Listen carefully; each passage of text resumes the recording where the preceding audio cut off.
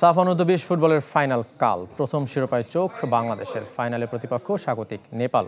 আনফা কমপ্লেক্সে শিরোপা নির্ধারণী ম্যাচ শুরু হবে দুপুর 2:45টায়। ফাইনাল বলেই আছে অতিরিক্ত সময়, তাই আধা ঘন্টা এগিয়ে আনা হয়েছে খেলা।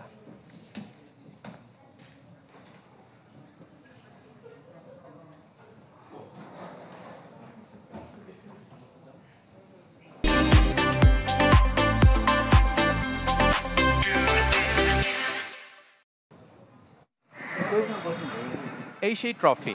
আগে 3বার ফাইনাল খেলেও ছোঁয়া হয়নি। সবশেষ 2 বছর আগের ভুল এবার আর করতে চায় না বাংলাদেশ। পরিকল্পনার সফল বাস্তবায়নে কাজটা সহজ জানেন বাংলাদেশ কোচ।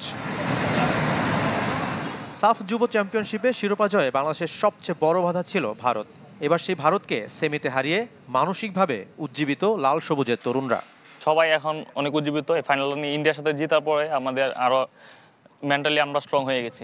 ইন্ডিয়ার সাথে জিতে আমরা এখন টার্গেট আমাদের ইনশাল্লাহ চ্যাম্পিয়নশিপটাই। ফাইনালের আগের দিন মূল ভেন্যুতে অনুশীলন করেছে বাংলাদেশ দল। তবে ফুটবলারদের ইনজুরি আর কার্ড সমস্যা চিন্তায় রাখছে কোচকে।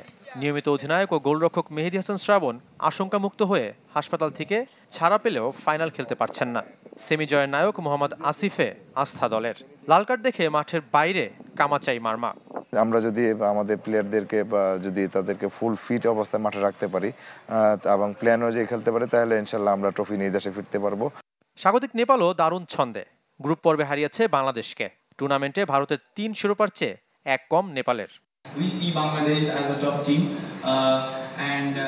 বাংলাদেশকে আমরা মোটেই হালকাভাবে দেখছি না। তারা কতটা শক্তিশালী সেটা ভারতের বিপক্ষে ম্যাচে প্রমাণ করেছে।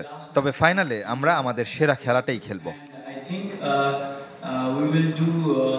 পরিবর্তিত পরিস্থিতিতে শিরোপা জিতে দেশবাসীর মুখে হাসি ফোটানোর আশা বাংলাদেশের তরুণ ফুটবলারদের।